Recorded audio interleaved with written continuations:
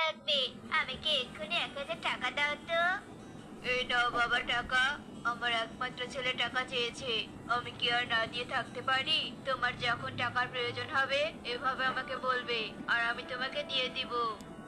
আচ্ছা ঠিক আছে বাবা, চেয়ে নেব। এখন আমি আসি তবে, আমার হাতে সময় নেই। এই বলে কনক টাকা নিয়ে সেখান থেকে চলে আসে আর মুন্নির ছেলে রকির কাছে আসে।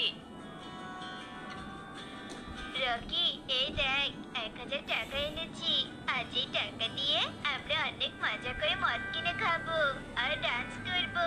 কত মজা হবে তাই না বল?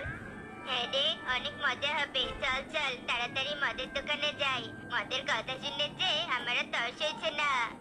কি ব্যাপার, এটা কি দেখছি আমি?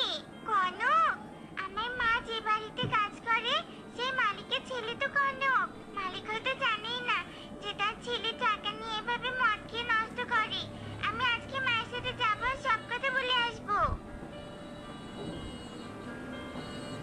কিরে মা, তুই বাড়িতে আসলি যে?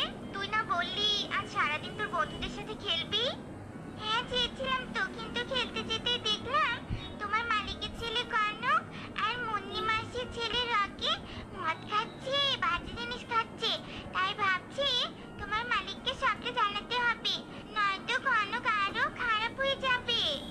হ্যাঁ রে মা, তুই ঠিকই বলেছিস। মালিক তো জানে না তার ছেলে মদ খায়, খেলে কি আর টাকা দিত? ঠিক আছে, আমি বলে দিব মালিককে যেন তার ছেলেকে কোনো টাকা না দেয়। এরপর টুকি আবার খেলতে চলে যায় আর টুনি কাজ করতে কালুর বাড়িতে যায় আর কনককে মদ খাওয়ার সব কথা কালু কাকুলিকে খুলে বলে। কি বলছিস টুনি তুই? আমার ছেলে কিছুতেই মদ খেতে পারে না। আমার ছেলেকে আমি ভালো করে চিনি। আর তোর সাহস কি করে হয়? তুই একটা গরিব কাজের মেয়ে হয়ে আমার ছেলের